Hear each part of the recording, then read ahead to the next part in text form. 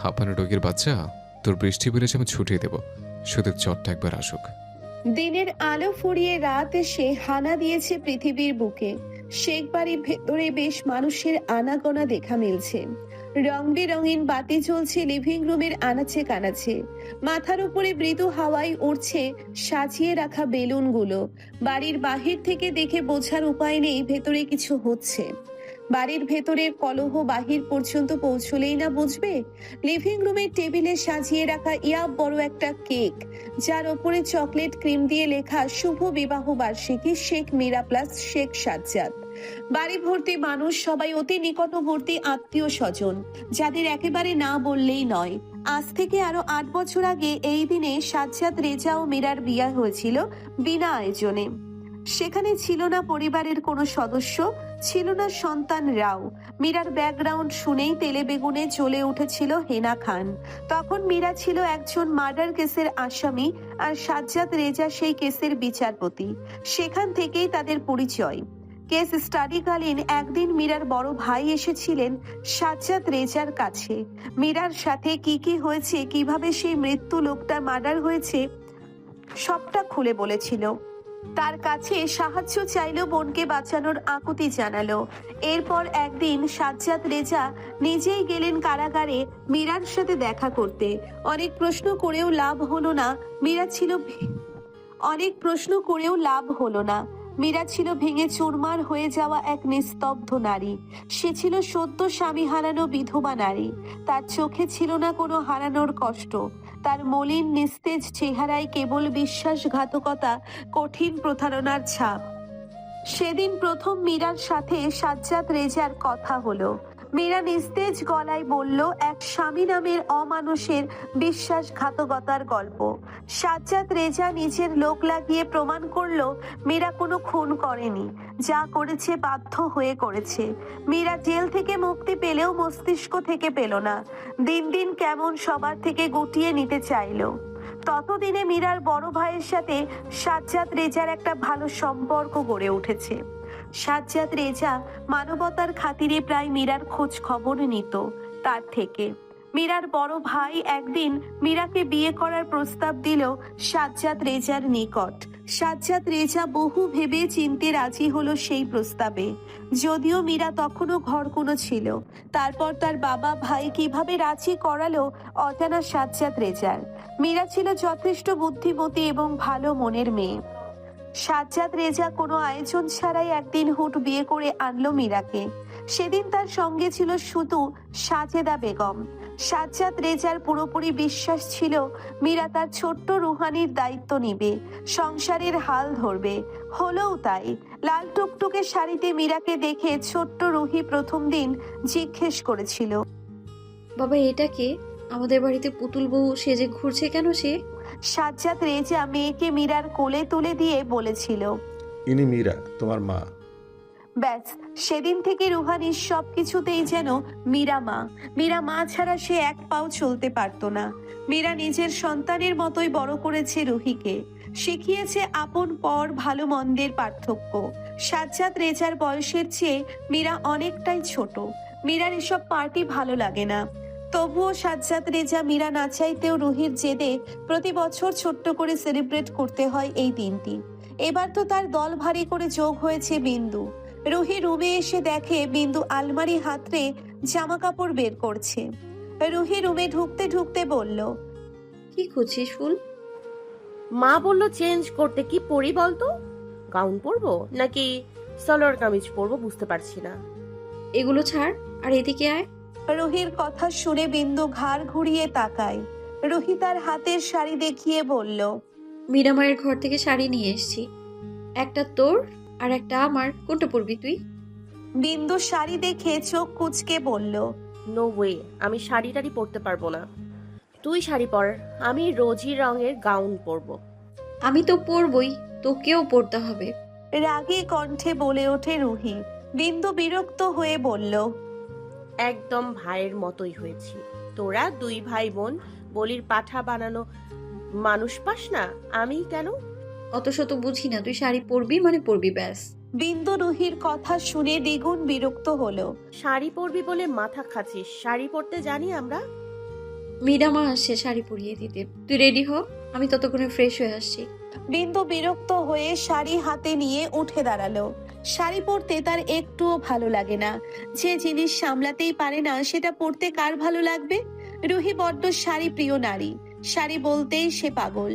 রুহি ওয়াশরুমে গেলে বিন্দু কামিজ ছেড়ে ব্লাউজ পেটিকোট পরে শরীরে শাড়ি পেঁচিয়ে খাটের উপর বসে রইল। অনেকক্ষণ হয়ে গেলেও রুহিকে বেরোতে না দেখে বিরক্ত হয়ে গিয়ে ড্রেসিং টেবিলের সামনে বসলো। প্রথমে একটু ক্রিম মেখে নিল মসৃণ মুখশ্রীতে, তারপর চিকন করে কাজল লেপটে দিল ডাগর ডাগর আখি পল্লবে। ঠোঁটে নুড লিপস্টিক লাগানোর পরে ভালো করে পর্যবেক্ষণ করলো নিজেকে। যেহেতু বাসায় পার্টি, তাও আবার রাতে, মানুষও বেশি নয়, তাই আর হিজাব পরার চিন্তা করলো না। একজোড়া পাথরের ছোট্ট ইয়াররিং পরে নিল কানে। লম্বা চুলগুলো হাতখোপা করে বেলি ফুলের গাজরা পেঁচিয়ে নিল। ব্যাস, তার সাজগোজ এই পর্যন্তই। রুহি ফ্রেশ হয়ে এসে বিন্দুকে দেখে হাসলো। ইস, কি সুন্দর লাগছে মেয়েটিকে, যেন আকাশের চাঁদ নেমে এসেছে জমিনে। রুহি মনে মনে বিড়বিড় করে বলল, মাশাআল্লাহ, বাহ, তোকে তো সেই লাগছে ফুল। এই মুহূর্তে তোকে যে দেখবে সে নির্ঘাত তোর প্রেমে পড়ে যাবে। তড়াক করে উঠে দাঁড়ালো বিন্দু, কপট রাগ দেখিয়ে বলল, আরে রাখ তোর চাপাবাজি, এতক্ষণ লাগে ফ্রেশ হতে? ঘুমিয়ে পড়েছিলি নাকি? কই তোর মিরামা? দড়ির মতো এটা পেঁচিয়ে কতক্ষণ বসে থাকবো, আদৌ মনে আছে তার? রুহি ভাবলো সত্যিই তো, মিরামা এখনো আসছে না কেন? তারা এভাবে ঘরে কতক্ষণই বা বসে থাকবে? বিন্দু কোনো মতে শাড়ি পেঁচিয়ে রেখেছে, এই অবস্থায় বাহিরে যাবে কি করে?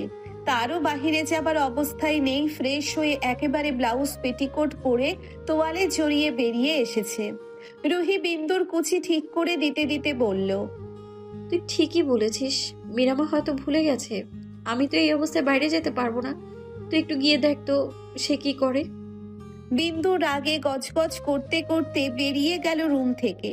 উদ্দেশ্য নিচে গিয়ে মীরাকে খোঁজা। পথিমধ্যেই সিঁড়িগোড়ায় দেখা হলো সাজেদা বেগমের সাথে। তিনি তখন তড়িঘড়ি করে উপরেই উঠেছেন। বিন্দুকে দেখেই এগিয়ে গিয়ে দাঁড়ালো তার সামনে। নিজের হাতে থাকা একটা শপিং ব্যাগ বিন্দুর হাতে ধরিয়ে দিয়ে বলল, আমার আম্মা দেখি শাড়ি পরেছে। মাশাআল্লাহ মাশাআল্লাহ, অনেক সুন্দর লাগছে তোকে। শোন মা, এই ব্যাগটা নিয়ে অর্ণকে দিয়ে আয়। এখনই দিয়ে আসবি, দেরি করবি না। আমার হাতে অনেক কাজ, নয়তো আমি যেতাম। যা তো মা, দিয়ে আয়।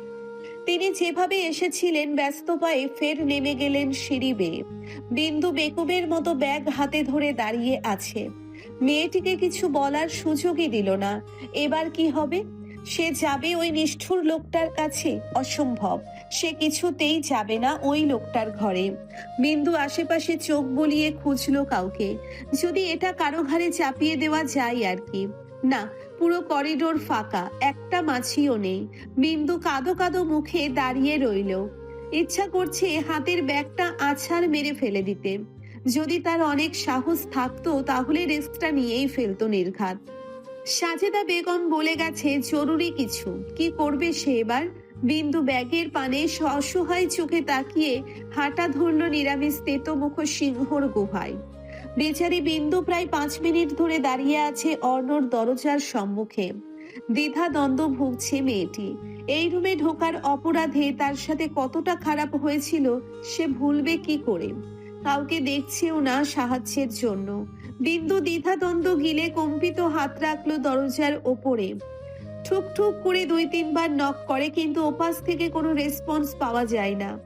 বিন্দু রাগে বিরক্তিতে সজোরে আরো 2-3 বার নক করলো। ফলাফল সেই শূন্য। তার কি ফিরে যাওয়া উচিত? সে কি ফিরে যাবে? কিন্তু ফুপি তো বলল এটা খুবই গুরুত্বপূর্ণ জিনিস। বিন্দু রাগে দুঃখে দরজার সাথে মাথা ঠোকে। প্রথমবার ঠোকার পর যেই না দ্বিতীয়বার পুনরায় ঢুকতে যাবে, অমনি দরজাটা খুলে গেল। অপ্রস্তুত থাকায় নিজের ব্যালেন্স হারিয়ে হুমড়ি খেয়ে পড়ল রুমের মধ্যে। বিন্দু ভেবেছে তার মুখটা এবার ভোঁতা হয়েই গেল, কিন্তু নিজেকে কোনো শক্ত বাঁধনে অনুভব করতেই ফট করে চোখ মেলে তাকালো মেয়েটি। সঙ্গে সঙ্গেই মেয়েটির অন্তরাত্মা কেঁপে উঠল। শার্টবিহীন উন্মুক্ত বলিষ্ঠ বুক অর্ণর, পরনে শুধু একটা কালো ট্রাউজার, মাথার চুলগুলো লেপ্টে আছে কপালে। ফোঁটা ফোঁটা জলের কোনা পড়ে চুল বেয়ে। দেখেই মনে হচ্ছে মাত্র গোসল করে বেরিয়েছে। অর্ণর শীতল উদাম বুকের সাথে লেপ্টে আছে বিন্দু। অর্ণর এক হাত মেয়েটির শাড়ি ভেদ করে মেদহীন মসৃণ উন্মুক্ত কোমরে, অন্য হাত পকেটে গোজা। নিজের অবস্থান আবিষ্কার করেই চমকায় থমকায় বিন্দু। পুনরায় চমকায় নিজের হাত অর্ণর উন্মুক্ত বুকে দেখে। আকস্মিক পড়ে যাওয়ায় নিজের ব্যালেন্স রাখতে হয়তো হাতখানা চলে গেছে অর্ণর বুকে। ফট করে হাত সরিয়ে নিল বিন্দু। ছটফট করে উঠল নিজেকে ছাড়াতে। অর্ণর মাঝে ছেড়ে দেবার তারা দেখা গেল না বিন্দু মাত্র। তার শক্ত বাঁধন এখনো বিন্দুর কোমর জড়িয়ে। শরীরে অর্ণর স্পর্শ পেতেই থরথরিয়ে কাঁপতে লাগলো বিন্দু। অর্ণ স্পষ্ট অনুভব করে মেয়েটির দৃশ্যমান কম্পন। বিন্দু কাঁপা কাঁপা গলায় কোনো রকম বলে উঠল, ভাইয়া ছাড়ুন আমাকে।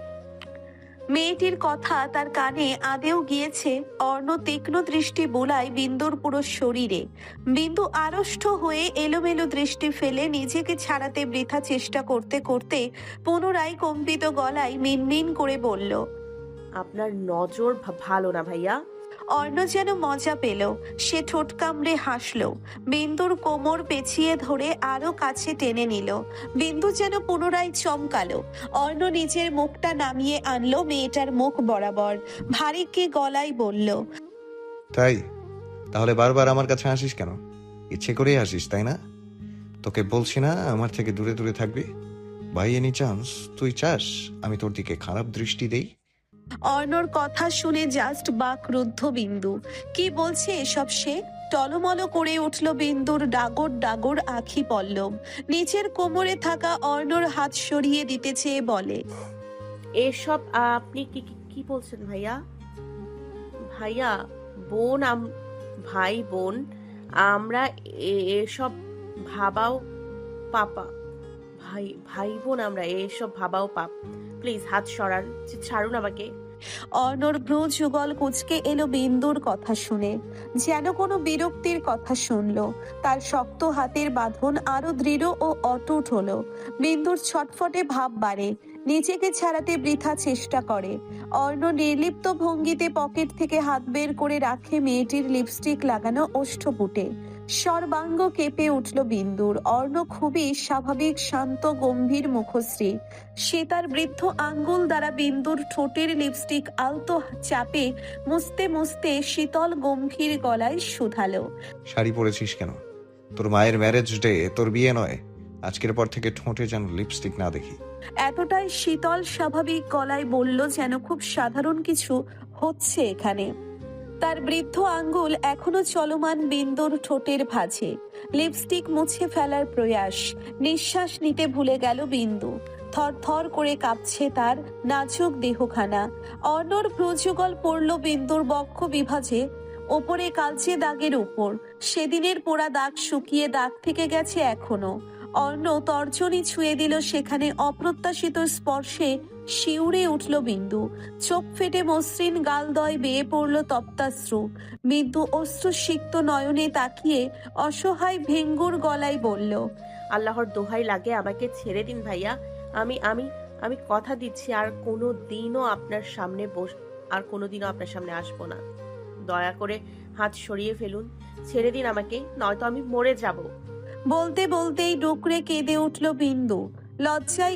লজ্জায় ঘৃণায় মরে যাচ্ছে সে। ভাই হয়ে অর্ণ এসব কেন করছে তার সাথে? কি করে অর্ণর এমন স্পর্শ মানতে পারছে না সে। অর্ণ হাত বিন্দুর শাড়ি গলিয়ে উন্মুক্ত কোটি দেশে একই স্থানে আটকে আছে। অর্ণ কি শুনল মেয়েটির আকুতি? তার কর্ণ কি স্পর্শ করেছে এক লজ্জিত নারীর কান্না? মেয়েটির চুল থেকে অসম্ভব সুন্দর একটা ঘ্রাণ আসছে। অর্ণ আস্তে আস্তে তার মুখটা নামিয়ে আনলো এবং হুট করেই মেয়েটার ঘাড়ে মুখ গুজে দিয়ে চোখ বন্ধ করে লম্বা শ্বাস টানলো। বিন্দু নড়াচড়া ভুলে বরফের ন্যায় জমে যায় জায়গায়। নিঃশ্বাস ফেলতেই ভুলে গেল সে। আতঙ্কের ছাপ মেয়েটির মুখশ্রীতে স্পষ্ট। মেয়েটির নরম তনুমন যেন নিতে পারে না এটা। থর থর করতে করতেই ঢলে পড়ল অর্ণর মুন্মুক্ত সুঠামদেহী বুকে। অর্ণ যেন বিরক্ত হলো এতে। কাজের মাঝে ডিস্টার্ব করা তার বরাবরই অপছন্দের। সে মেয়েটির নেতিয়ে পড়া নাজুক ছোট্ট শরীরটা বুকের সাথে চেপে ধরল। পুনরায় মুখ ডুবিয়ে দিল বিন্দুর ঘাড়ে, ভ্যাম্পায়ারের মতো নিজের দন্ত বসিয়ে দিল বিন্দুর গ্রীবা দেশে। অচেতন বিন্দু যেন কেঁপে উঠল এতে। অর্ণ বিন্দুর মুখশ্রীতে তীক্ষ্ণ দৃষ্টিতে তাকিয়ে শুধালো। স্টুপিড। অর্ণ রুমের দরজা খুলতেই মারিদ আর সাদি ভড়কে গেল। তারা এতক্ষণ দরজায় কান খাড়া করে আড়ি পেতেছিল। তারা এসেছিল অর্ণর কাছে। ভেতরে বিন্দুর কণ্ঠস্বর শুনতে পেয়ে অবাক হলো। তুহল হয়ে দরজায় কান পেতে দাঁড়িয়েছিল। অর্ণ আচমকা দরজা খুলতেই হকচকিয়ে গেল দুজন। পালানোর পথটুকুও পেল না আর। অর্ণ বেরোতেই মারিদ ছোট ছোট চোখে তাকিয়ে বলল। শেষ। মারিদের কথা শুনে হৃদয় কুঁচকে এলো অর্ণর। সে গম্ভীর গলায় জিজ্ঞেস করলো। হোয়াট? কি আবার বাসর? বউ মানিস না? আচ্ছা, বউ মানিস না করে জিকির করলি, আর যেই না বউকে একা পেলি অমনি বাসর সেরে ফেললি। অর্ণ বিরক্ত হয়ে পাশ কাটিয়ে চলে যেতে চাইলো। সাদি বাধা দিয়ে বলল। ভিতরে তখন কি করেছে স্বর্ণ? বিন্দু তোর রুমে কেন? চল আবার রিপিট করে দেখাই কি করে এসেছি। দাঁতে দাঁত চেপে চিবিয়ে চিবিয়ে বলল অর্ণ। সাদির সন্দেহের চোখে তাকিয়ে বলল। তুই কি ও কি মেনে নিয়েছে স্বর্ণ? ও এখন অনেক ছোট, ওর সাথে জোর জবরদস্তি করাটা ঠিক হবে? অর্ণ ওদের কথার জবাব দিল না। সে গম্ভীর দৃঢ় পদক্ষেপে এগিয়ে গেল সিঁড়ির কাছে। অর্ণর এমন ব্যবহারে অবাক হলো না মারিদ আর সাদি। তারা অভ্যস্ত অর্ণর এমন আচরণে। দুজনে একে অপরের দিকে তাকিয়ে ঠোঁট চেপে হেসে ফেলল। অর্ণ তাদের বন্ধু, তারা একটু হলেও পড়তে পারে অর্ণর মন।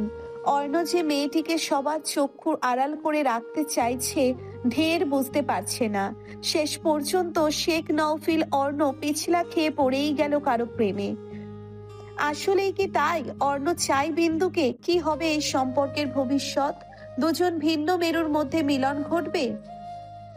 সেই কখন থেকে রুমে বসে বসে অপেক্ষা করছে রুহি। বিন্দু বা মীরা কারোই দেখা নেই। শাড়িটা কোনো মতে পেঁচিয়ে দাঁড়িয়ে আছে আয়নার সামনে। পণ্ডিতে করে চুল বাঁধার আগেই একটা পাথরের নেকলেস পড়েছিল, এখন সেটা আটকে গেছে চুলে। না সে বেরিয়ে কাউকে ডাকতে পারছে, না এটাকে ছাড়াতে পারছে। রাগে গজগজ করতে করতে টানাটানি করতে লাগলো। এতে অবশ্য গোছা কয়েক চুলও ছিঁড়ে এলো হাতে। হঠাৎ দরজা খোলার আওয়াজ পেতেই তেলে বেগুনে জ্বলে উঠল মেয়েটি। এতক্ষণে তোর আসার সময় হলো, এই তোর আক্কল জ্ঞান? আমাকে যে ঘরে বসিয়ে রেখে গেছিস সেটাকে গিলে খেয়েছিস তুই? সারের মতো দাঁড়িয়ে না থেকে আগে এটা ছাড়িয়ে দে। ওটা এমনভাবে আটকে গেল, ছাড়াতেই পারছি না আমি। রুহির কথা শেষ হবার সঙ্গে সঙ্গেই একজোড়া শীতল হাত খুব যত্ন করে খুলে দিতে শুরু করলো চুলের গিট। রুহি এলোমেলো কুচি ঠিক করতে করতেই বলল। মীরামা কই? আমি কিভাবে বলবো? তোর মীরা মাকে কি আমি সঙ্গে নিয়ে ঘুরে নাকি? আকস্মিক পুরুষালী কণ্ঠস্বর শুনে চমকে উঠল রুহি। তড়িৎ গতিতে ছিটকে সরে গিয়ে পেছনে ফিরল। সাদিকে দেখে আর এক দফা চমকালো। রুমের কোথাও নেই বিন্দুর অস্তিত্ব। রুহি হাতের মুঠোয় থাকা শাড়ির কুচিটা বুকের সাথে চেপে ধরে হতবাক গলায় বলল। সাদ ভাই, আপনি এখানে? তুই তো বললি হেল্প করতে। সাদির কথা শুনে অবাক হলো রুহি। নিচের দিকে তাকিয়েছিল, তাই বুঝতে পারেনি সাদির উপস্থিতি। সে ভেবেছে বিন্দু এসেছে, কেননা একমাত্র বিন্দুই দরজায় নক করে না, করার প্রয়োজনও পড়ে না, কারণ এটা তারও রুম। একটা মেয়ের ঘরে নক না করেই সাদি ঢুকবে, সে কি করে বুঝবে? রুহির বেশ রাগ হলো। নক করা ছাড়া সাদি কোনো প্রশ্ন করলো তার রুমে? নক করা ছাড়া সাদি কেন প্রবেশ করলো তার রুমে? রুহি রাগী কণ্ঠে বলে ওঠে। আপনার কোনো কমন সেন্স নেই? একটা প্রাপ্তবয়স্ক মেয়ের রুমে নক না করেই ঢুকে পড়েন আপনি। সাদি অপমান বোধ করলেও গিলে ফেললো সেটা। ললাটে ভাঁজ করে থমথমে বলে। আমার কাছে সে ছোট্টই আছিস। রুহি বিরক্ত গলায় বলে। অবাস্তব কথা বলবেন না ভাইয়া, আমি এখন বড় হয়েছি, প্রাইভেসি আছে আমার। ছোট ছোট দেখা বন্ধ করুন আপনি, আর বেরোন। বড় হয়েছিস? কতটা বড় হয়েছিস? আমাকে নিতে পারার মতো বড় হয়েছিস? কপাল কুঁচকে জিজ্ঞেস করলো সাদি। রুহি বিরক্ত হয়ে বলল। এটা আবার কেমন কথা সাদ ভাই? আপনি দেখতে পাচ্ছেন আমি কতটা বড় হয়েছি? শাদি রুহির পা থেকে মাথা পর্যন্ত একবার চোখ বুলিয়ে বলল, যে মানুষটি একটু একটু করে দিন করে তোর বড় হবার অপেক্ষায়, সে জানে না তুই কতটা বড় হয়েছিস। মানে? বুঝতে না পেরে জিজ্ঞেস করলো রুহি। নাথিং। আর কোনো প্রবলেম আছে? শাদি গমগমে গলায় বলল। শাড়ির কুচিটা শক্ত করে চেপে ধরে বলল রুহি। শাদির দৃষ্টি শীতল হলো। বিন্দু তো এখনো অর্ণর রুমে মীরাকে নিচে গেস্টদের সাথে কথা বলতে দেখে এসেছে। শাদি আশেপাশে চোখ বুলায়, কাঙ্ক্ষিত জিনিসটা পেয়ে হাতে তুলে নেয়। রুহির ওড়না পেয়ে হাতে নিয়ে চোখের উপর শক্ত করে বেঁধে নিল সে। এবার থমথমে গলায় বলল, কুচুগুলো আমার হাতে দে, আমি ঠিক করে দেই। চমকাই রুহি। কি বলে এই লোক? শাদির এমন আজব বিহেভিয়ার দেখে হতবুদ্ধি রুহি। সে ভরকে যাওয়া গলায় বলে, কি বলছেন, কি করছেন আদৌ বুঝতে পারছেন আপনি? আমাদের যদি এই অবস্থায় কেউ দেখে ফেলে কি হবে ভেবে দেখেছেন আপনি? শাদি গম্ভীর গলায় বলল, কি আর হবে, আমার কাজটা আরো সহজ হয়ে যাবে। লাভ ম্যারেজের দিন শেষ, কট ম্যারেজের বাংলাদেশ। শাদির কথা শুনে থতমত খেলো মেয়েটি। আপনি জানতো আতপাগল লোক কোথাকার। রাগী কণ্ঠে বলে উঠল। শাদি বিরক্ত হয়ে রুহিকে টেনে কাছে আনলো। রুহির হাত থেকে শাড়ির কুচিটা নিয়ে একটানে খুলে ফেলে। শাদির এমন কাজে চমকে উঠল রুহি। নিজেকে দুহাতে আড়াল করার বৃথা চেষ্টা করে মৃদু চেঁচিয়ে উঠল মেয়েটি। সাদ ভাই। চিৎকার করিস না আমার রোগী। কট খেলে কিন্তু তাহলে সত্যি সত্যি ধরে বিয়ে দিয়ে দেবে। আমার অবশ্য লাভ ইয়েতে। তুই কি রাজি হাঁপানি রোগী? পুরো রুমের নিস্তব্ধতা। আচমকা রুহির ফোপানির আওয়াজ পেতেই চমকে উঠল শাদি। ফোঁস করে শ্বাস টানলো সে। গম্ভীর গলায় বলল, শান্ত হাঁপানি রোগী, ট্রাস্ট মি, আমি কিছু দেখছি না। তোকে দেখার ইচ্ছে থাকলে কি চোখে কাপড় বাঁধতাম? আমি শুধু তোকে সাহায্য করব, আর কিছু নয়। হালাল করে পাওয়া অব্দি আমি তোর শরীর দেখতে চাই না। তোর অনুমতি ছাড়া তোকে কখনো স্পর্শ করব না, প্রমিস। শাদির এত আবেগ মাখানো কথা রুহির শ্রবণে গেল না। লজ্জায় আনত মাথায় দাঁড়িয়ে রইল রুহি। নাক টেনে বলল, সত্যি কিছু দেখছেন না তো? হুম। রুহি কিছুটা স্বস্তি বোধ করলেও শান্ত হতে পারে না। শাদি ঘুরিয়ে ঘুরিয়ে কাপড় গুছিয়ে দিলে রুহি সেটা নিজেই কোমরে গোজে।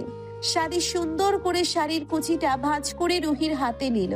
রুহি সেটা পেটের কাছে গুজতে গুজতে চাইল শাদির দিকে। এত সুন্দর করে শাড়ি পরানো কোথায় শিখেছে এই লোক? পুরুষ মানুষও তো এত সুন্দর করে শাড়ি পরাতে পারে? শাদি যতই কিছু না দেখুক, সে তো দেখছে, অনুভব করছে। লজ্জায় লাল টুকটুকে হয়ে উঠল মেয়েটির মুখ। শাদি মেয়েটির বুকের কাছে আঁচলটা উঠিয়ে দিতেই ঝংকার দিয়ে কেঁপে উঠল রুহি। শাদি সেটা অনুভব করতেই তড়িঘড়ি করে ঠিক করে দিয়ে সরে গেল দূরে। রুহির শরীরের কম্পন অনুভব করতেই সে ঠোঁট কামড়ে হাসল।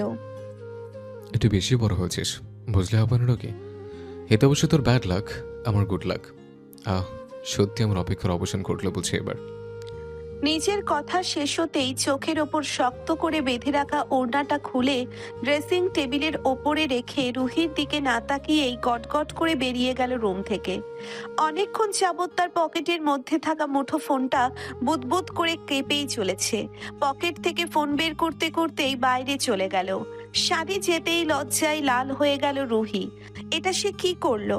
একজন পুরুষের হাতে বদ্ধ ঘরে শাড়ি পরাটা কি লজ্জাজনক ও আপত্তিকর নয়? সে কেন এটা সদরে গ্রহণ করলো? কেন শাদিকে দু চারটে ধমক দিয়ে বের করতে পারলো না? শাদিকে প্রশ্রয় দেওয়া কি তার অন্যায় হলো না? সে কিভাবে বদ্ধ রুমের মধ্যে কেন করলো সে এমন? কেন নিল শাদির থেকে এই সাহায্য? অন্য কারো থেকেও তো সাহায্য নিতে পারতো। রুহি অবাক হলো এই যে অন্ধকার রাতে বদ্ধ ঘরে একটা পুরুষের হাতে শাড়ি পরলো। তার একটুও ভয় করেনি আর না খারাপ লাগছে। কেন? শাদি যদি তার সুযোগ নিয়ে খারাপ কিছু করত? নিজের ভাবনায় চমকে উঠল রুহি। সঙ্গে সঙ্গেই মেয়েটির হৃদয় গহীনে প্রতিধ্বনিত হলো, না সাদ, এমন নয়। তার বাবা আর ভাইয়ার পর এই অসাধু সমৃদ্ধ সাদি তার ভরসা আর আস্থার স্থান, যার কাছে সে বিপদমুক্ত, নিরাপদ। নিজের ভাবনায় থমকাই রুহি। এত ভরসা ওই লোকটার প্রতি, কেন তার কাছে নিজেকে নিরাপদ মনে করে? নিজেকে করা প্রশ্নের উত্তর পায় না মেয়েটি। আচ্ছা, হঠাৎ শাদি কেন বলল তার অপেক্ষার অবসান ঘটল? কি ছিল সেই কথাটির পিছে? শাদির কথার মিনিং বোঝার চেষ্টা করেও মেয়েটি আশাহত হলো। ঢিপ ঢিপ করে চোখ খুলে চাইল বিন্দু। তার নিভু নিভু দৃষ্টি সরাসরি পড়ল মাথার ওপরে সিলিংয়ে। তার মস্তিষ্ক থমকে আছে, কোথায় আছে এখনো উপলব্ধি করতে পারছে না। বিন্দু নিজেকে আবিষ্কার করলো একটা নরম তুলতুলে বিছানায়। নড়ে চড়ে উঠল বিন্দু। মনে হচ্ছে তুলোর বস্তার ভেতর শুয়ে আছে সে। এতটাই নরম তুলতুলে বিছানা, এটা যে তার বিছানা নয় বুঝতে বাকি নেই তার। ফট করে পূর্ণ দৃষ্টি মেলে তাকালো মেয়েটি। ঘাড়ের বাঁ পাশটা কেমন চলছে। বিন্দু শোয়া অবস্থায় ঘাড় ঘুরিয়ে এপাশ ওপাশ করে সচল দৃষ্টি বুলায় রুমের কোনায় কোনায়। রুমের ডান কোনায় কংক্রিটের দেওয়াল ঘেঁষে বড় একটা বুক শেফি দেখতেই তড়িৎ গতিতে শোয়া থেকে লাফিয়ে উঠে বসলো। বেড সাইড টেবিলে গম্ভীর মুখ অর্ণর বাঁধানো ফটো ফ্রেম, যেটা দেখা মাত্রই বিন্দুর মস্তিষ্ক সক্রিয় হলো তড়িঘড়ি করে। লজ্জায় ঘৃণায় মাটির নিচে চলে যেতে ইচ্ছে করে মেয়েটির। একজন ভাই এ ধরনের অসামাজিক নিকৃষ্টতম আচরণ কি করে করতে পারে? এটা কি পাপ নয়? এই আপত্তিকর মুহূর্ত তো হয় স্বামী স্ত্রী কিংবা প্রেমিক প্রেমিকাদের মধ্যে। অর্ণ কেন এমন জঘন্য কাজ করলো? চোখ ছলছল করে ওঠে মেয়েটির। কপট বেয়ে দুফোঁটা অশ্রু গড়িয়েও পড়ল। এই জল লজ্জার, লাঞ্ছনার। নিস্তব্ধতায় ঘেরা পুরো রুম জুড়ে শুধুই 3 পাখার যান্ত্রিক ফ্যানটির ক্যাচক্যাচ শব্দটাও যেন বিন্দুর শিউরে উঠল। সে হন্তদন্ত হয়ে নেমে পড়ল বিছানা থেকে, তৎক্ষণাৎ বেরিয়ে গেল রুম হতে। নিজের বরাদ্দ রুমে ঢুকে দরজা বন্ধ করে পিঠ ঠেকিয়ে দিল বন্ধ দরজায়। মেয়েটির সমস্ত দেহ ঘৃণায় বিষিয়ে উঠল। নিজেকে নিজেরই ছোট মনে হচ্ছে। অর্ণ রুমে এসে দেখলো বিছানা ফাঁকা। রুমের কোথাও বিন্দুর অস্তিত্ব নেই। ভ্রুদয় কুচকে যায় অর্ণর, নিশ্চয়ই ইডিয়েট মেয়েটি পালিয়ে গেছে। খালি বিছানায় পড়ে আছে বেলি ফুলের গাজরাখানা। দরজার কাছে দুদিকে দুটো জুতো। অর্ণ অগোছালো হাতে তুলে নেয় বেলি ফুলের গাজরাখানা। নাকের কাছে নিয়ে লম্বা নিঃশ্বাস টেনে নেয়। যদিও এটা একটা আর্টিফিশিয়াল ফুল, তবুও সেটা থেকেও বিন্দুর চুলের কড়া ঘ্রাণ আসছে। আসবে না বিন্দুর ব্যবহৃত জিনিস যে। কপাল কুঞ্চিত হয়ে আসে অর্ণর। কি তেল দেয় মেয়েটি! অর্ণ সেটা নিয়ে কাবার্ড খুলে গাজরাখানা রেখে দিল। সাদা পাথর বসানো 2 ফিতার জুতো জোড়াও ঠাঁই পেল অর্ণর ব্র্যান্ডের লেদারের শুজের পাশে।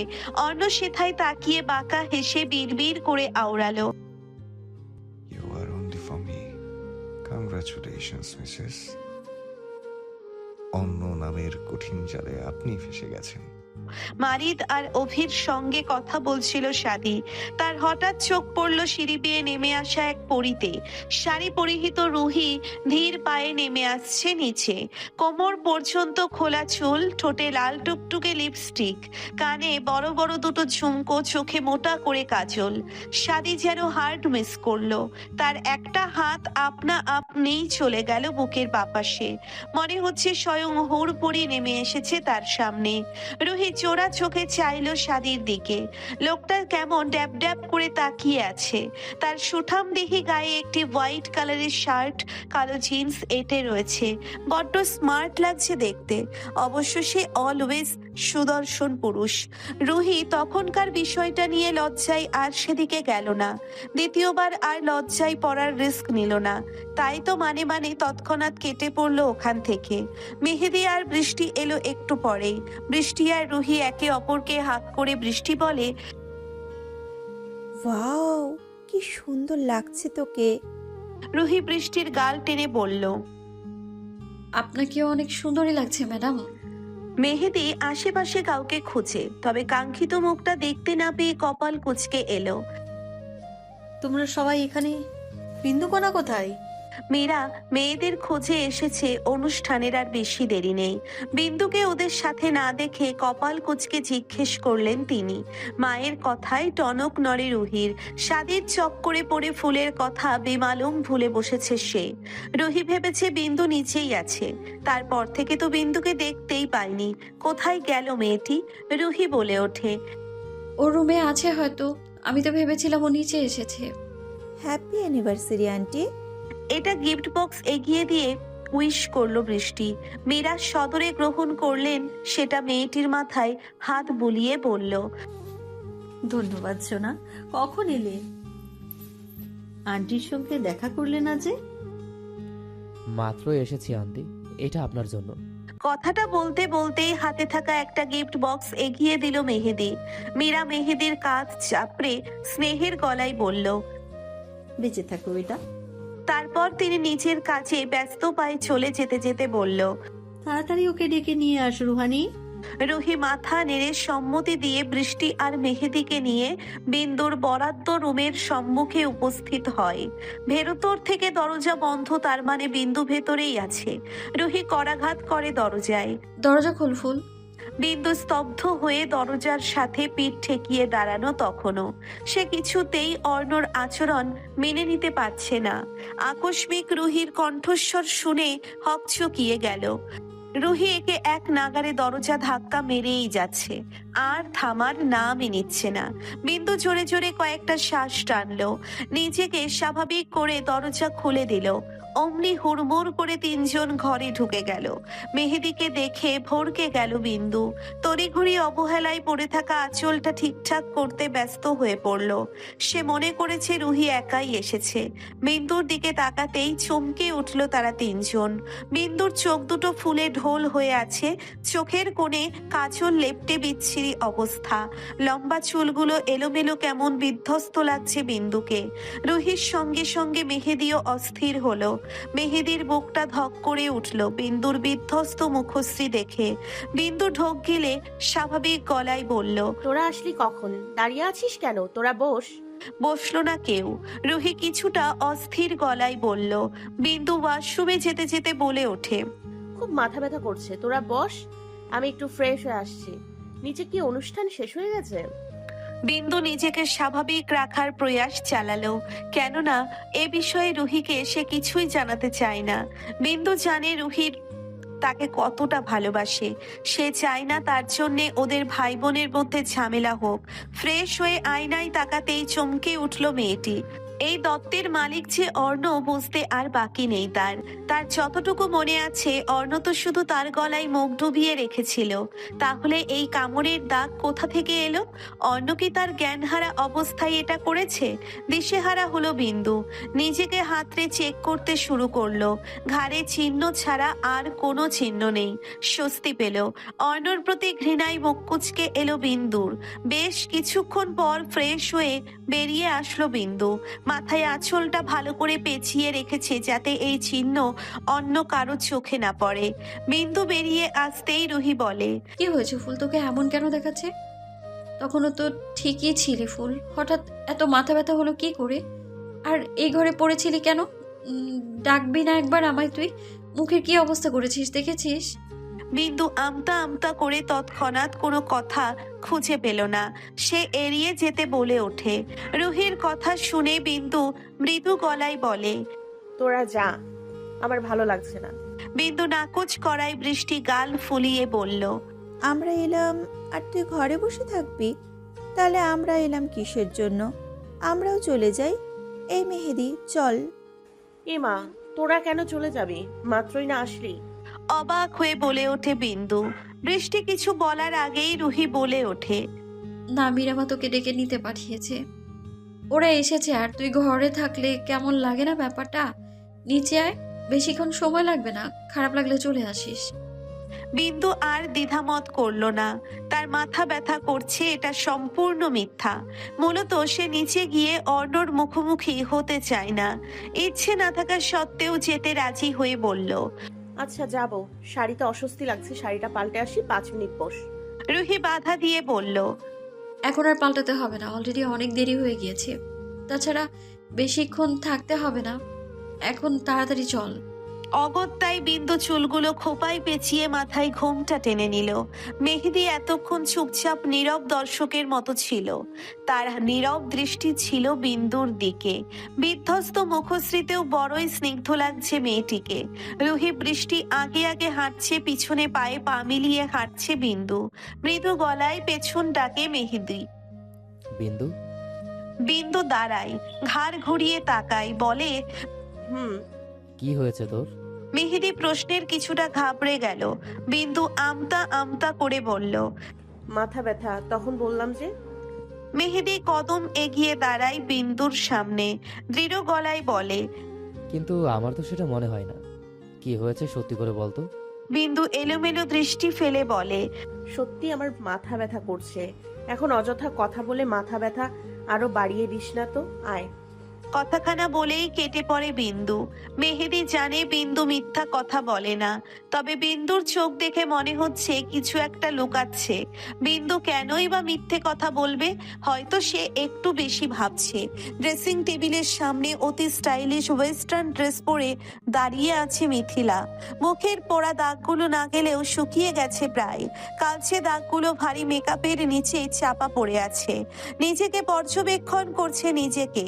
গতকাল অর্ণর সমস্ত কথাই সে সিঁড়ির আড়ালে দাঁড়িয়ে শুনেছে। তখন থেকেই অর্ণকে পাওয়ার এক জেদ তার মাথায় চেপে বসেছে। নিজেকে আয়নায় খুঁটিয়ে খুঁটিয়ে দেখতে দেখতে ভাবছে কোন অংশে সে কম আছে, কেন অর্ণ তাকে বিয়ে করবে না বলে রিজেক্ট করলো। অর্ণ বলবে আর সে মেনে নেবে? No way. অনেক চুপ করে থেকেছে, অর্ণর মন ঝুঁকিয়ে পাওয়ার চেষ্টা করেছে। না, সে এবার সরাসরি কথা বলবে অর্ণর সাথে।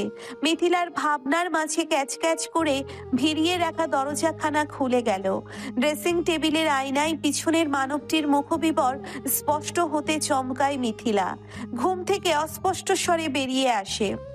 সূর্য, মুখ থেকে অস্পষ্ট স্বরে বেরিয়ে আসে।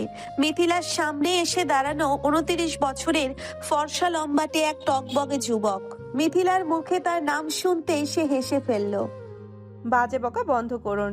আপনি বাংলাদেশে কি করছেন, তাও আবার এখানে? যাক, মনে রেখেছো তাহলে ডার্লিং। আমি তো মনে করেছি তুমি আমাকে ভুলেই গিয়েছো। তোর সাহস হলো কি করে আমার সাথে এমনটা করার?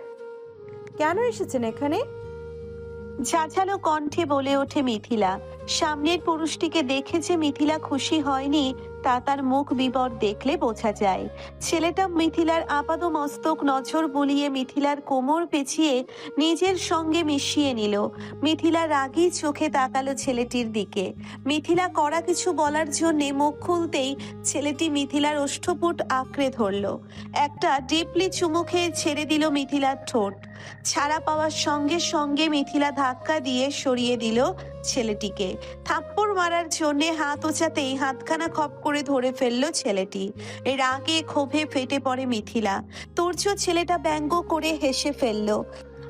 সামান্য একটু চুমু খেয়েছি, এতেই এত রাগ? তুমি কি ভুলে গেছো আমাদের অন্তরঙ্গ মুহূর্তগুলো? কতটা কাছে ছিলাম দুজন, দেহের সাথে দেহ। আমার স্পর্শ তোমার মনে নেই ডার্লিং? চলো তবে আরেকবার কন্টিনিউ করি মধুর মুহূর্ত। অভি আর তুর্য হলো খুব ভালো বন্ধু। মিথিলার যখন বয়স 18 কিংবা 19 তখন অভির সূত্রে পরিচয় হলো তুর্যর সাথে। মিথিলার রূপে তুর্য পাগল হয়ে কিছুদিন তার পিছে পিছে ঘুরে প্রেম নিবেদন করলো। মিথিলার চোখে তখন সবটাই রঙিন। মিথিলা যদিও তখন অর্ণকে পছন্দ করে, তবুও নিজের উড়ু উড়ু মনকে আটকাতে পারে না। তুর্যর সাথে প্রেমে জড়িয়ে পড়ে।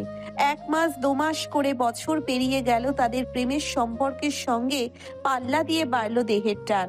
যেহেতু দুজনেই বিদেশে বড় হয়েছে, বিদেশি কালচার তাদের সর্বস্তরে। তুর্য যখন মিথিলাকে কাছে টেনে নিত, হাত করত, চুমু খেত, মিথিলা তখন তুর্যর ভেতরে অর্ণকে অনুভব করত। দেহ ছিল তুর্যর, অথচ মিথিলা সব সময় অনুভব করত অর্ণকে। ওদের সম্পর্কের যখন 2 বছরে, তখন হুট করে একদিন দুজনেই উত্তেজনায় ইন্টিমেট হয়ে যায়। সেই দিনও মিথিলা অর্ণকে অনুভব করে তুর্যকে পাগলের মতো কাছে টেনে নিয়েছে। এটা যখন হেনা খান আন্দাজ করতে পারে, ঠিক তখনই তিনি মেয়ের কানে অর্ণর গুণগান শুরু করে, অর্ণর প্রতি ভালোবাসার আকর্ষণ সৃষ্টি করে। ব্যাস, এমনিতেই মিথিলা অর্ণ ছাড়া অন্ধ। সে হুট করেই তুর্যর সঙ্গে তার সম্পর্ক ভেঙে ফেললো। তুর্যর মাথায় তো আকাশ ভেঙে পড়লো যখন সে শুনলো মিথিলা এতদিনে বিন্দু পরিমাণও ভালোবাসেনি তাকে। তারপর থেকে সে অনেক চেষ্টা করলেও মিথিলা আর তার সঙ্গে যোগাযোগ রাখেনি। এরপর সে মাকে নিয়ে চলে এলো দেশে। এত কিছুর মধ্যেও তুর্য আজও মিথিলাকে ভালোবাসে। তার ভালোবাসাটা যে সত্যি ছিল। অভির থেকে সবটাই সে শুনেছে, জেনেছে অর্ণ সম্পর্কেও। এই যে মিথিলা অ্যাক্সিডেন্ট হলো, যেটা শুনেই সে হন্তদন্ত হয়ে দেশে ছুটে এসেছে। মিথিলা রাগী চোখে তাকিয়ে কিরমির করে বলল, তোমার কাছে কে এসেছে? আমি তো এসেছি আমার বন্ধুর কাছে। ঠোঁট উল্টাই তুর্য। কি বলছো ডার্লিং? যে তুমি আমার স্পর্শ ছাড়া চলতেই পারতে না, সে তুর্যের চেহারাই দেখতে চায় না, এটাও মানা যায়? মিথিলা নিজের দোকানে হাত চেপে ধরে চেঁচিয়ে উঠল, চুপ করুন আপনি। আর কতবার বলবো, ওটা আমার আবেগের বশে ভুল ছিল। সবটাই তো আপনাকে ক্লিয়ার করে দিয়েছি। তাহলে কেন কুকুরের মতন পিছু পড়ে আছেন আমার? চলে যান আপনি। আমি শুধু অর্ণকেই ভালোবাসি। তুমি যেটাকে ভালোবাসা বলছো না মিথিলা, ওটা ভালোবাসাই না। একজনকে ভালোবেসে না অন্য কাউকে ভালোবাসা চায় না, তার সাথে বেড পর্যন্ত তো নয়। কি যেন বললে? আমি কুকুরের মতন কেন ঘুরি, রাইট? কেননা আমি তোমাকে এখনো ভালোবাসি, তোমাকে চাই। এখনো সময় আছে, নিজেকে শুধরে নাও, নিজের বিবেককে কাজে লাগাও। অন্য তোমাকে চায় না, সে তো তোমাকে ডাইরেক্ট রিজেক্ট করে দিয়েছে। তারপর কেন ঝুলে আছো? মরিচিকার পিছনে ছুটছো তুমি। বেরিয়ে সেখান থেকে আমরা সুন্দর একটা সংসার সাজাবো, প্রমিস। তুর্যর কথা শুনে তেলে বেগুনে জ্বলে ওঠে মিথিলা। একদম আমার ব্যক্তিগত জীবন নিয়ে নাক গলাবেন না। অর্ণ একবার কেন 1000 বার রিজেক্ট করলেও আমি ওকেই চাইবো। ওকে পাওয়ার জন্য আমি সবকিছু করতে রাজি। তুর্য কিছুটা কষ্ট পেল। ও তোমার জন্য নয় মিথিলা। আই উইশ এটা যেদিন তুমি বুঝতে পারবে ততদিন অনেক দেরি হয়ে যাবে। কথাখানা বলেই তুর্য বেরিয়ে গেল পক্ষ থেকে। মিথিলা রাগে ক্ষোভে ফুঁসে উঠল যেন। সব রাগ অভির উপরে পড়ল। অভি কেন তুর্যকে বাংলাদেশে নিয়ে আসলো? কেন কেন কেন? তুর্য চলে যেতেই আড়াল থেকে বেরিয়ে এলো হেনা খান। তিনি মেয়েকে ডাকতে এসে ভেতরে কথোপকথন সবটাই শুনতে পেয়েছেন। তিনি দরজার আড়াল থেকে বেরিয়ে তড়িঘড়ি করে ঢুকলো রুমের ভিতরে। নিশ্চয়ই মেয়েকে আবার নতুন করে কান পড়া দেবে। মীরা আর সাজ্জাদ রেজা কেক কেটে প্রথমে একে অপরকে খাইয়ে দিয়ে দুই মেয়েকে খাইয়ে দিল। খাবার দাবার পর্ব চুকিয়ে অনেকেই চলে গেল রাতেই। শুধু থেকে গেল সাজিদা বেগম আর সারফারাজ। সাদিয়ার মারিত্ব আগে থেকেই উঠে আছে শেখ বাড়িতে। বৃষ্টি মেহেদি আরো আছে রুমকি সহ রুমকির হাজবেন্ড আরাও। রাতে ছাদে সবাই মিলে আড্ডায় মেতে উঠল। রুহি সিঁড়ি বেয়ে ছাদে উদ্দেশ্যে পা বাড়াতেই কেউ ডেকে উঠল। হেই মিস রুহানি। আচমকা পরিচিত কণ্ঠস্বর শুনতে পেয়েই চৌকিতে ঘাড় ঘুরিয়ে তাকায় রুহি। লিমনকে দেখে অবাক হয়ে বলে, মিস্টার লেবু আপনি? ততক্ষণে লিমন রুহির সামনে এসে দাঁড়ায়, অভিমানী হওয়ার ভঙ্গিতে বলে, এ কেমন অবিচার মিস রুহানি? আপনার বাড়িতে এসেছে সেই সন্ধ্যাবেলায়, অথচ আপনি একবারও দেখা পর্যন্ত দিলেন না। এই দুঃখ আমি কোথায় রাখি বলুন তো? রুহি কিছুটা অনুনয় করে বলল, সরি ভাইয়া, আমি আপনাকে দেখতে পাইনি। তাছাড়া আপনি আমাদের বাসায় আসবেন এটা তো ভাবনার বাইরে ছিল। আপনি এই বাড়িতে আছেন আর আমি আসবো না, এটা হতেই পারে না। রুহি কিছুটা ভরকে গেল লিমনের কথা শুনে। কি লোক রে বাবা, কত সহজেই বলে দিল এ বাড়িতে তার জন্য এসেছে। মেয়েটি কথা এড়িয়ে বলল, ছাদের দিকে যাচ্ছেন বুঝি? ঘাড় নাড়াই লিমন। হ্যাঁ, ওই দিকে যাচ্ছিলাম। আপনি যাবেন না? আপনি হাঁটেন, আমি আসছি। রুহির কথা শুনে লিমন হাস্য উজ্জ্বল মুখে সিঁড়ি বেয়ে পা বাড়ায় ছাদের দিকে। রুহি যেই না পা সিঁড়িতে দিবে অমনি কেউ হ্যাচকা টান দিয়ে তাকে আড়ালে নিয়ে গেল। আকস্মিক এমন কাজে চমকায় থমকায় রুহি। খিচে রাখা চোখ জোড়া খুলতেই আবির্ভাব ঘটল লাল লাল চোখওয়ালা সাদির। রুহি বিস্মিত গলায় বলে, চাঁদ ভাই আপনি আমাকে এখানে নিয়ে এলেন কেন? এভাবে ভূতের মতো টেনে আনারই বা মানেটা কি? ভয় পেয়েছি না আমি? সাদি কটমট করে বলল, ওই ছেলেটার সাথে কিসের কথা তোর? বাড়িতে মেহমান আসলে তার সাথে কথা বলবো না? রুহির সরল কণ্ঠস্বর। সাদি বলে, না, বলবি না। আপনার কথায়? হ্যাঁ। একরোখা জবাব দিল সাদি। ছোট ছোট চোখে তাকায় রুহি। মৃদু গলায় বলল, আমার ভাই, বাবা, মা, বোন থাকতে আপনার কথা আমি কেন শুনবো? বিকজ তুই আমার। থেকে গেল সাদি। চোখ ঢিপ ঢিপ করে তাকালো রুহি। জিজ্ঞেস করলো, আপনার কি চাঁদ ভাই? সাদি রুহির কথার জবাব দিল না, বরং সম্মোহনী গলায় বলল, এভাবে তাকাস না, হবে না রোগী। এমনিতেই তোর এই রূপের ঝলক, তার উপর তোর চাহনি, হায় আমি তো শেষই হয়ে যাব। আমাকে পাগল করলে তোর কপালে শনি রবি সোম সব আছে রে হাঁপানোরকি। বৃষ্টি আর বিন্দু ছাদের একপাশে রেলিং এর উপর দুহাতে ভর দিয়ে গল্প করছে আর রুহির জন্য অপেক্ষা করছে। বিন্দুর প্রথমে একটু আড়ষ্টতা থাকলেও অর্ণর দেখতে না পেয়ে সেটা কেটে গেছে। ভেবেছে হয়তো অর্ণ বাড়িতেই নেই, কেননা অর্ণকে তখনকার পর আর দেখেনি। এতে অবশ্য মেয়েটির সুবিধাই হয়েছে। ছাদের অন্য প্রান্তে রেলিংয়ে পিঠ ঠেকিয়ে দুই হাত পকেটে গুজে এক দৃষ্টিতে বিন্দুর দিকে তাকিয়ে আছে মেহেদি। তার চোখে মুখে শুধুই মুগ্ধতা। ভালোবাসো ওকে? আকস্মিক পুরুষালী গম্ভীর কণ্ঠস্বর শুনতেই চমকে উঠল মেহেদি। নিজের ভাবনা হতে ছিটকে বেরিয়ে এলো সে। সহসাই ঘাড় ঘুরিয়ে তাকায় পাশে দাঁড়িয়ে থাকা অর্ণর দিকে। অর্ণ আঙ্গুলের মাঝে চেপে থাকা নিকোটিন দুঠোঁটে চেপে ধরে। তার তীক্ষ্ণ দৃষ্টি বিন্দুর পানে। মেয়েটি ঠোঁট নেড়ে নেড়ে কিছু একটা বলছে, কথার তালে তালে। তার হাতও নড়ছে সমান তালে। মেহেদি কিছুটা ঘাবড়ে গেল অর্ণর প্রশ্ন শুনে। অর্ণ আকাশের দিকে মুখ উঁচিয়ে ঠোঁট জোড়া গোল করে ফু দিয়ে কালো ধোঁয়াগুলো কুণ্ডলি পাকিয়ে উড়িয়ে দিল আকাশে। তার এক হাত রাখলো মেহেদির কাঁধে, গম্ভীর শান্ত শীতল গলায় শোধালো। ঠান্ডা শীতল অথচ দৃঢ় অর্ণর গলার স্বর। তার কণ্ঠস্বরে ছিল অগাধ এক অধিকার। মেহেদির ললাটে ভাঁজ পড়ে। অর্ণর কথাটা সে ঠিক বুঝে উঠতে পারছে না। দ্যাট স্মাইল বলতে সে কাকে বোঝাচ্ছে, বিন্দুকে নাকি বৃষ্টিকে? সে অবাক হয়ে বলে, মানে কার কথা বলছেন আপনি? কৈফিয়ত দেওয়া কি অর্ণর ধাঁচে আছে? অর্ণ নির্লিপ্ত ভঙ্গিতে নিকোটিন দু ঠোঁটে মাঝে আঁকড়ে রেখেছে। তবে স্থির থাকতে পারছে না মেহেদি। তার মনটা ছটফট করে উঠল। সে জানতে চায় অর্ণর কথাটার মাহাত্ম্য। নীরব দর্শকের ভূমিকায় মারির পাশেই ছিল। সে মেহেদির কাঁধে স্নেহের হাত দিয়ে বলে ওঠে, ডোন্ট মাইন্ড, তুমি আমার ছোট ভাইয়ের মতোই, তাই তোমাকে বড় ভাই হিসেবে একটা উপদেশ দিচ্ছি। দেখো, তোমার বয়স আমি পার করে এসেছি। তোমার চোখ দেখলেই আমি বুঝতে পারি বিন্দুর জন্য তোমার মনে কিছু আছে। বলবো না এটা খারাপ বা তোমার দোষের। কাউকে ভালোবাসা, কারো প্রেমে পড়া এটা অন্যায় নয়। এটা নিশ্চয়ই তোমার পার্সোনাল ম্যাটার।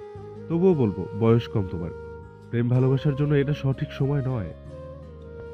তাছাড়া তুমি যেটা চাচ্ছ সেটা কখনোই সম্ভব নয়। এখন কেন সম্ভব না এটা আপাতত বলতে চাচ্ছি না, তবে তুমি এতটুকু জেনে রাখো সে অন্য কারো। যেহেতু তুমি আমার কাজিন হও, তাই তোমাকে আমি সাজেস্টেড করব সম্পর্কটা বন্ধুত্বের গুণিতেই সীমাবদ্ধ রেখো, অন্যথায় সেটাও হারিয়ে ফেলবে। মারিদের কথা শুনে বুকটা ছলাৎ করে উঠল মেহেদির। বিন্দু অন্য কারো? কখন, কিভাবে হলো? আচ্ছা, মারিদ কি মিথ্যা কথা বলছে বিন্দুর থেকে তাকে দূরে সরিয়ে দেবার জন্য? কিন্তু মারিদ এটা কেন করবে? মারিদকে দেখেই মনে হচ্ছে সে সিরিয়াস। মনটা অস্থির হয়ে পড়ে ছেলেটির।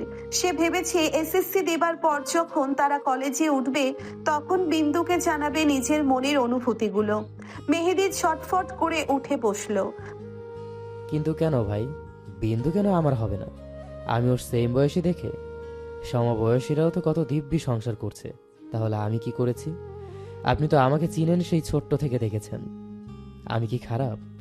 আমার কোনো ব্যাড রেকর্ড শুনেছেন কখনো? ওর সাথে আমার কেন সম্ভব নয় মরিদ ভাই?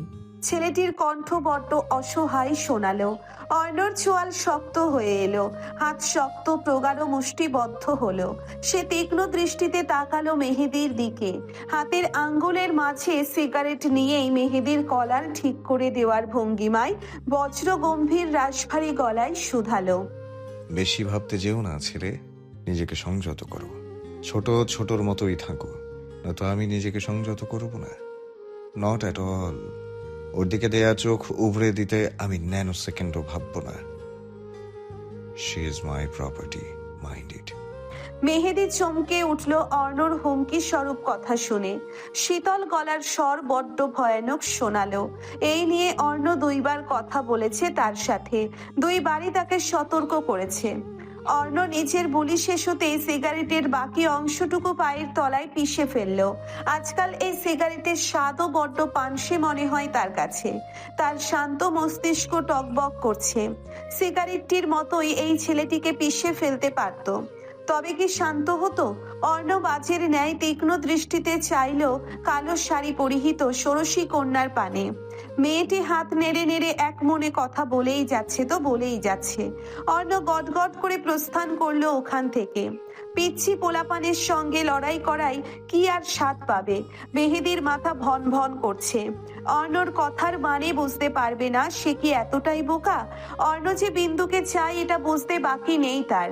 নিজেকে বড্ড অসহায় লাগছে তার। ভাবছে বিন্দু তার সম্পত্তি কবে থেকে হলো, এটা কিভাবে সম্ভব? ছেলেটি আহত চোখে তাকায় মারিদের দিকে, বলে, সেটা কি বলে গেল মরিদ ভাই? বিন্দু তার কি করে হয়? তারা তো সম্পর্কে ভাই বোন হয়। তাছাড়া সে তো বিন্দুকে সহ্যই করতে পারে না, সেখানে সে এগুলো কি বলল? এতটা জানতে যেও না মেহেদি। সময় থাকতে বিন্দুর প্রতি অনুভূতিগুলো দাফন দিয়ে দাও, নয়তো অর্ণ তোমাকে শেষ করে ফেলতে দুবার ভাববে না। মারিদের কথা শুনে মেহেদি ঢোক গিলে অসহায় ভেঙ্গুর গলায় বলল, আমি যাকে ভালোবেসে ফেলেছি ভাই, কিভাবে ভুলে যাব? গলা কেঁপে উঠল মেহেদির। শুরু হবার আগেই শেষ হয়ে গেল তার একটু একটু করে জমানো ভালোবাসা। কখনো নিচের ভালোবাসার কথা সেই মানুষটির কাছে উপস্থাপনই করতে পারবে না। এর থেকে কষ্ট আর কি আছে? তারপর যদি সেই মানুষটি হয় কাছের কেউ। এই যে প্রতিদিন চোখের সামনে মেয়েটিকে দেখবে, কিভাবে সামলাবে নিজেকে? সে তো প্রথম থেকে কখনোই বিন্দুকে বন্ধু ভাবেনি। মারিদের খারাপ লাগলো। ইস, ছেলেটি বিন্দুকেই ভালোবাসতে হলো। অবশ্য তারও বা দোষ কি এখানে? ভালোবাসারা তো আর বলে কয়ে দিনক্ষণ দেখে হয় না। কাউকে ভালোবাসাও আর পাপ নয়। মারিদ মেহেদির মাথায় হাত বুলিয়ে বলল, কষ্ট পেও না ভাই, ওকে ভুলে যাও। ওদের সম্পর্কের কাছে তুমি কিছুই না। পড়াশোনায় মনোযোগ দাও, আস্তে আস্তে সব ঠিক হয়ে যাবে। একদিন দেখো তোমাকে ভালোবাসার মতো কেউ আসবে, তখন আর এসব তোমাকে কষ্ট দেবে না। ভালো থাকবে, সুখী হবে জীবনে। রুহি এখনো শাদির হাতে বন্দি। শাদির এমন কথা শুনে রুহি কিছুটা অবাক হলো, লজ্জাও পেল।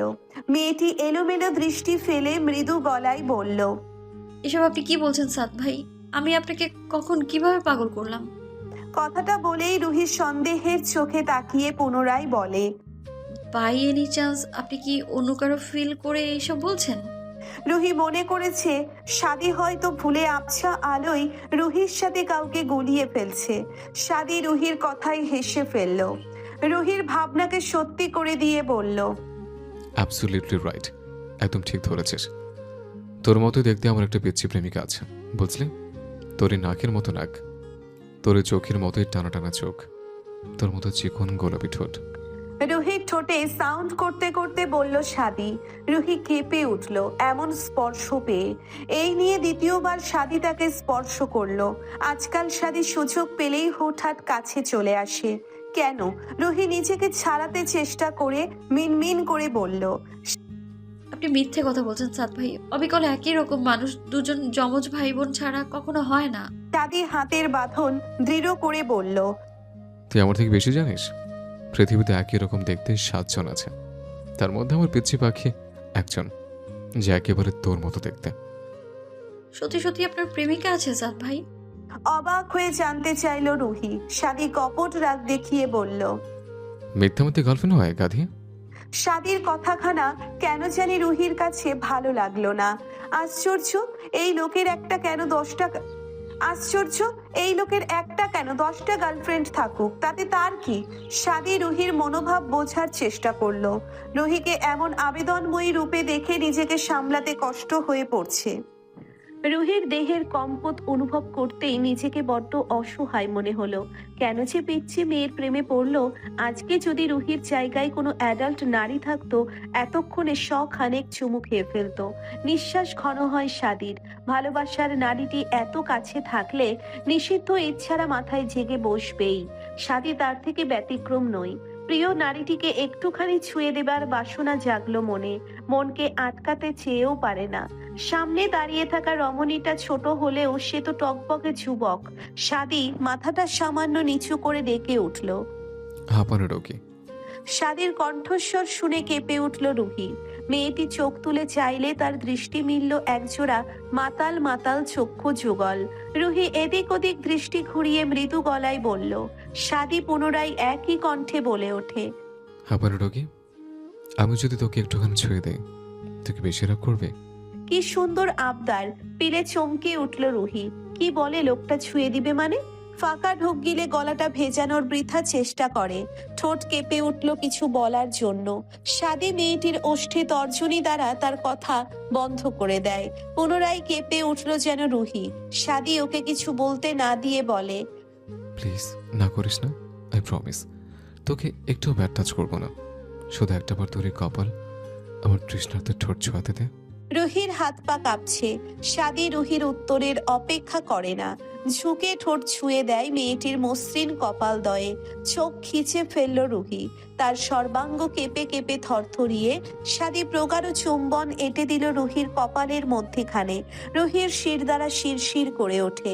সাদী স্পষ্ট অনুভব করে মেয়েটার কম্পন।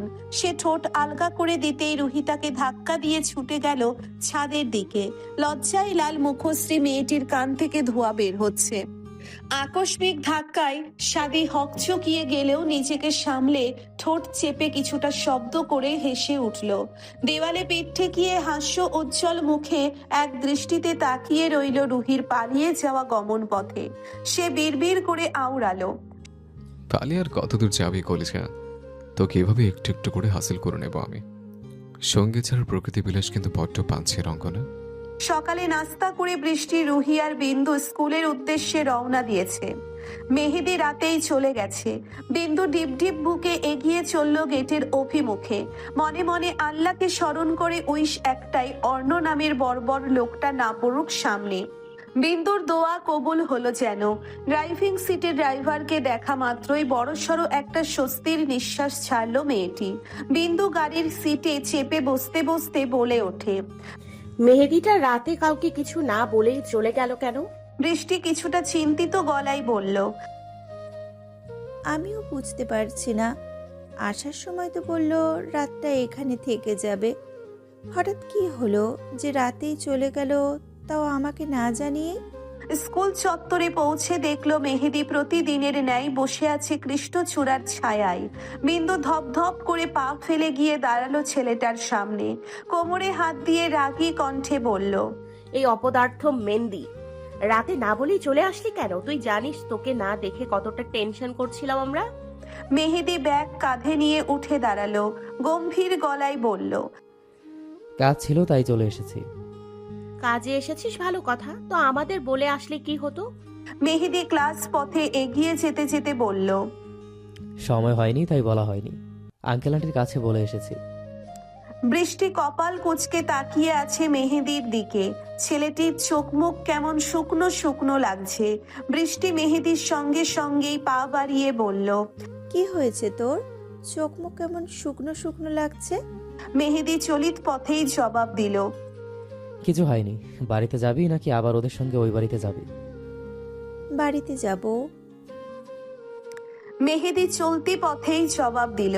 বৃষ্টির কথার পৃষ্ঠে মেহেদি আর কিছুই বলল না। গটগট করে হেঁটে গেল ক্লাস সম্মুখে। একটানা ক্লাস করে বেরিয়েছে ওরা। ক্লান্ত তাদের চোখে মুখে এঁটে বসেছে। তপ্ত দুপুর মাথার ওপরে সূর্য মামার উত্তপ্ত তাপ যেন পুড়িয়ে দিবে ধরণীকে। বিন্দু স্কুলে এসেছে পর থেকে খেয়াল মেহেদি তার সাথে সেধে এসে কথা বলা তো দূর, সে কথা বললেও সীমিত উত্তর দেয়। এই যে ছুটি দিতেই ওদের ফেলে আগে আগেই বড় বড় পা ফেলে চলে যাচ্ছে। বিন্দু বড় বড় কদম ফেলে এগিয়ে গেল মেহেদির কাছে। ললাটে ভাঁজ করে জিজ্ঞেস করে, কিরে মেহেদি, কি হয়েছে তোর? মুখটা অমন পেপের মতো ফুলিয়ে রেখেছিস কেন? বউ মরছে নাকি ছ্যাঁকা খাইয়া ব্যাকা হয়েছিস? ততক্ষণে ওরা গেটের সামনে চলে এসেছে। মেহেদি স্থির চোখে তাকায় বিন্দুর পানে। এই মেয়েটিকে ইগনোর করার সাহস তার নেই। সে পালিয়ে বেড়াচ্ছে তার অনুভূতি থেকে। বিন্দুর মুখের দিকে তাকালেই বুকটা ধক করে ওঠে। হয়তো তার বয়স কম, কিন্তু ভালোবাসা কি এত কিছু বোঝে? সে যে মেয়েটিকে সত্যি সত্যি অসম্ভব ভালোবেসে ফেলেছে। এত কাছাকাছি থেকে কি করে নিজেকে সংযত করবে সে? বিন্দু তখনও মেহেদির মুখের দিকে তাকিয়ে আছে। আকস্মিক গাড়ি ব্রেক কষায় হকচকিয়ে গেল দুজন। কালো মার্সিডিজ গাড়িখানা এসে বিন্দুর গা ঘেঁষে থামে। গাড়ির ড্রাইভিং সিটে বসা গম্ভীর মুখ অর্ণকে দেখেই মেহেদি বলল, আসি, ভালো থাক। আয় বৃষ্টি। রুহি গাড়ির পেছনের সিটে উঠে বসলো। বিন্দু অর্ণকে এক পলক দেখার পর আর দ্বিতীয়বার তাকায় না। সে ভাবতে পারেনি অর্ণ ওদের নিতে আসবে। বিন্দু পিছনের সিটে উঠে বসা ধরতেই অর্ণ গম্ভীর গলায় শুধালো। সামনে আয় চড়ুই। থমকায় বিন্দু। রুহি চক্ষু যুগল বড় বড় করে তাকিয়ে আছে। মূলত সে বোঝার চেষ্টায় আছে অর্ণ কাকে চড়ুই সমর্থন করলো। বিন্দু দ্বিতীয়বারের মতো অর্ণর মুখে নামটা শুনলো। এটা যে তাকেই বলেছে বুঝতে বাকি নেই তার। সে তোয়াক্কা করলো না অর্ণর কথায়। সে পা বাড়িয়ে উঠতে ধরে গাড়িতে। অর্ণর চোয়াল কঠিন হলো। সে রাশ ভারী গলায় ধমকের সুরে শুধালো। সামনে আসতে বলেছি চড়ুই, কথাটা দ্বিতীয়বার রিপিট করতে হলে তোর খবর আছে আজকে। বিন্দুর আর সাহসে কুলায়নি অর্ণর কথার অবাধ্য হওয়া। সে একবার অসহায় চোখে রুহির দিকে তাকালো। মেয়েটি এখনো চোখ বড় বড় করে একবার অর্ণর দিকে তো একবার বিন্দুর দিকে তাকাচ্ছে। তার চোখে মুখে প্রকাশ পাচ্ছে প্রশ্নের মহাজোট। বিন্দু ধীর পায়ে গিয়ে সামনের সিটে বসলো। বিন্দু উঠতেই অর্ণ একটা পানির বোতল এগিয়ে দিল।